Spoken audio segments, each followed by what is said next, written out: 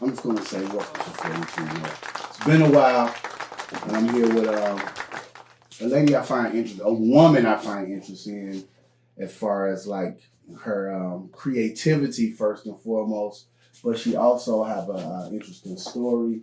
So I thought it would be fitting I tap in with her and just get some, I don't know, some sister expertise because I'm confused, not the fact of being confused with what I got going on. I'm confused with parenting nowadays, and I'm confused with why are we trying to raise our kids, or why are we allowing those around us to raise their kids different than we were raised per se. And then I go back to the sense of, no, matter of fact, I'm here with also Mr. R&B in the building. What's going on, y'all? Yeah. I'm the Asian guy in the background, that's all. Yeah, and you know, maybe he might chime in. Maybe, you know, introduce yourself, sister, and let them know where we at. Hey, I'm Felicia, and I'm just sitting here enjoying the discussion. Yes.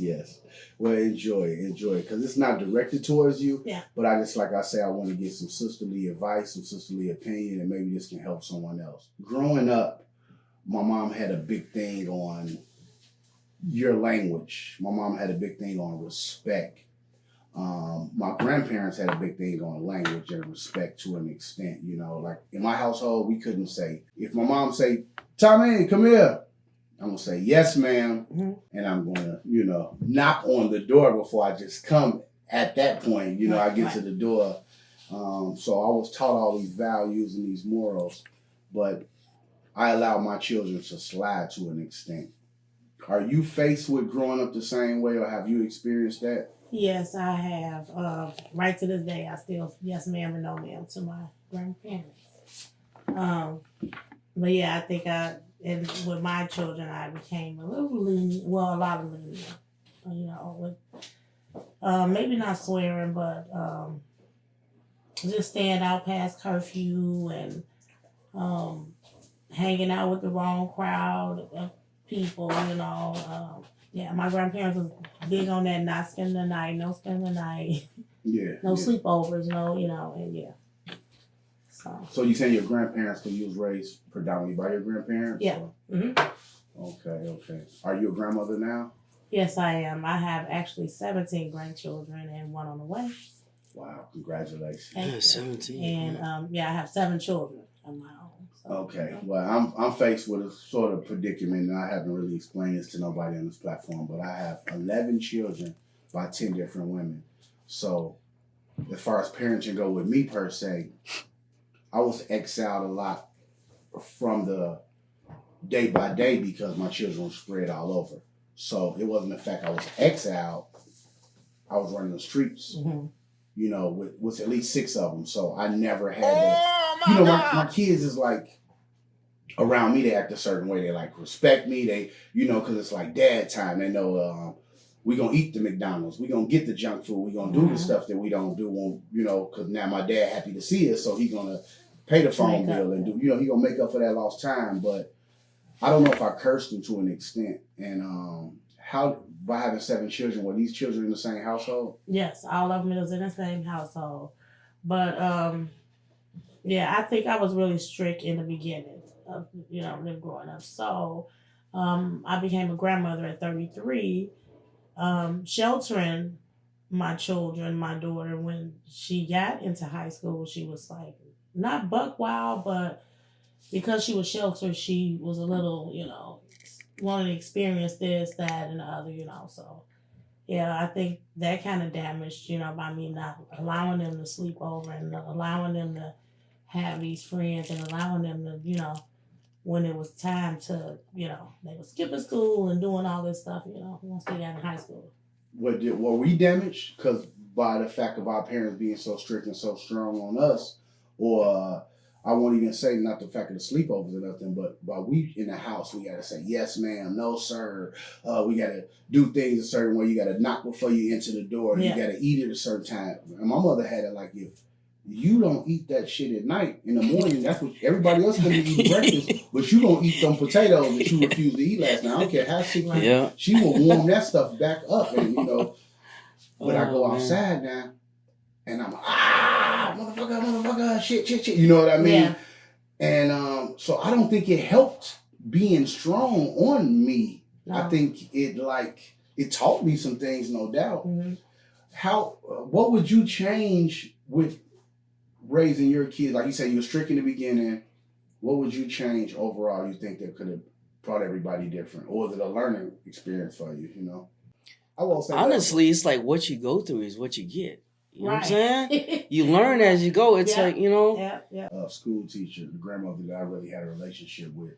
She was a school teacher, so her, she had her discipline ways, and it used to be like writing sentences and definitions. It wasn't no social media then. You was in detention. Yeah. If you say a word too much, or if you find a new slang in the street, she make you write the definition and find out why you saying this. That's pretty good though. Yeah, honestly, yeah. Because you'll come in the house and you'll say, they're more derogatory words now, but you'll be like, you acting like a fat, or you acting like this, yeah, so you do, talk like know what I mean? So she'll break it down.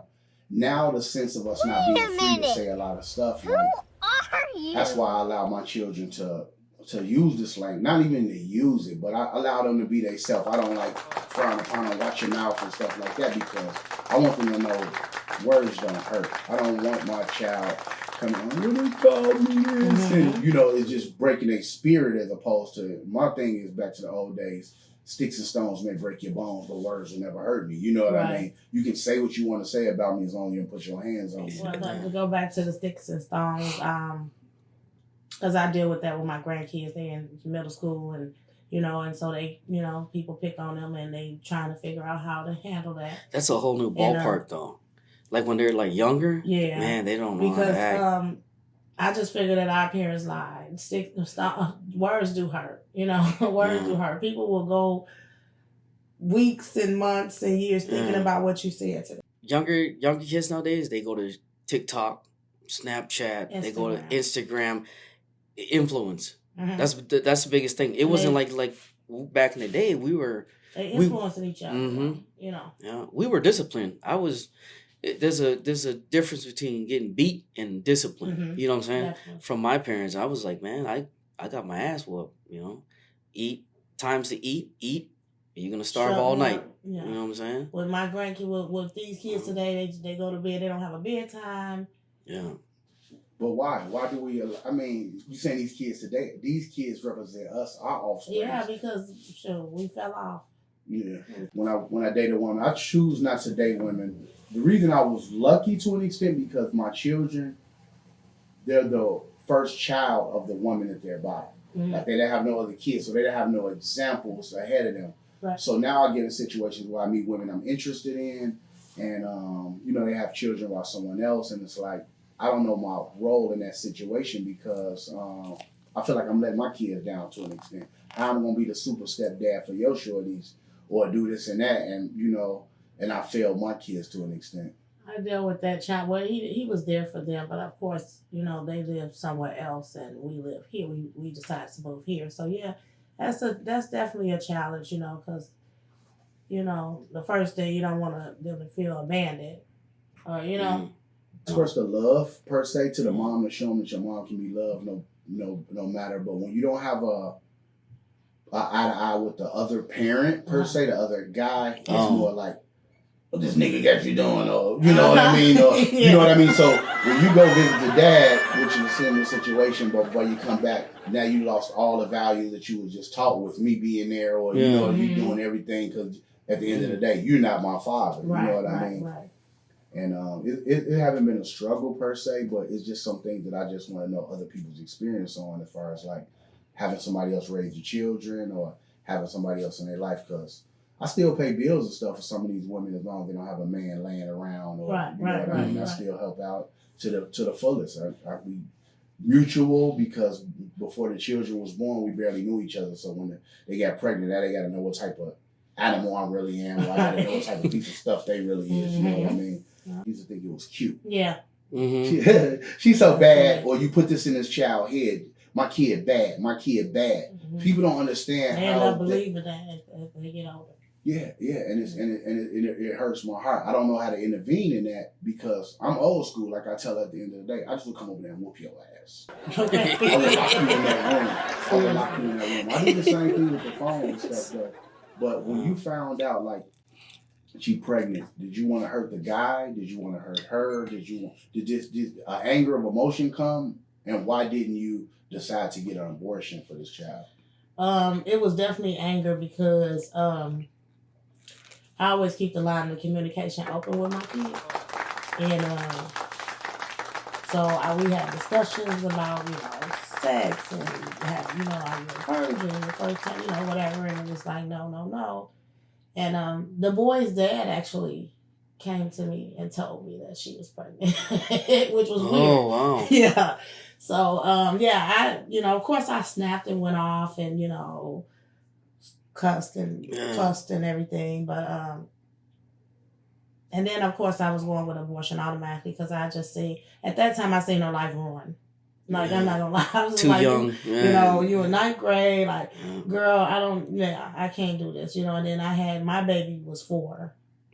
Mm-hmm. So I'm like, she gonna be an auntie at 4 years old, and, whatever, So, that shit real life, yeah. So I'm like, what is this? And I was more so thinking about my family and other people and friends and what everybody gonna think and what they gonna, say. And, you were 33 years old, you a grandma, Yeah. But I prayed on it. And then I just felt like it was a cycle repeating itself because I got pregnant at 15. Yeah. I had my first child at 15. So, I didn't want to take that from her because I didn't want her to grow up later on, probably resent me that I took that right from her and that, maybe she'll grow up wondering how her baby would have been or what he looked or he or she looked like. Or, so I thought on that. I prayed on it. And we decided he's 12 years old now and he is so smart. Yeah. So. And prayer really big in our household and it's always been, especially in my community. Like, I won't say devout Christians, but I went to Liberty Baptist. My mother made sure that we had church clothes. If we have anything else, you have to go. You have to, but not the fact of believing God, but it's a higher power. That these decisions you making are not on you, someone else. And we had to learn scriptures and we had Bible studies and this and that. And I won't say I fail God or we fail God as a community, but why aren't we championing behind the good and more applauding the bad? Because we really applaud the bad now. Like you said before, social media influenced a lot of that, but we really champion the bad. I see people share more fight videos than I know. Share more religious stuff. I see people, you know what I mean? Why have that been taken away from us? Like, do you tell your children about God? Do they pray? My kids know about God. Actually, my family is Jehovah's Witnesses. My whole family, my mom, everybody is, So, yeah, they have Bible studies that my kids, they since they was little, going to the meetings 3 times a week and then on Sundays and going out in field service and this. They definitely know about God. Now, they're not applying it to their children, my grandchildren. So I talk to my grandchildren about God and, we might read the Bible here and there, but they don't have no structure where they have a church home or somewhere that they're going to get that. I used to say people was Jehovah's Witness with a lot of kids, so they ain't got to buy no gifts and shit. Like, I used to say they could duck the holidays, but I've been to the Kingdom Hall before, and I know how powerful that can be, and that teach you a lot of discipline too. Yeah.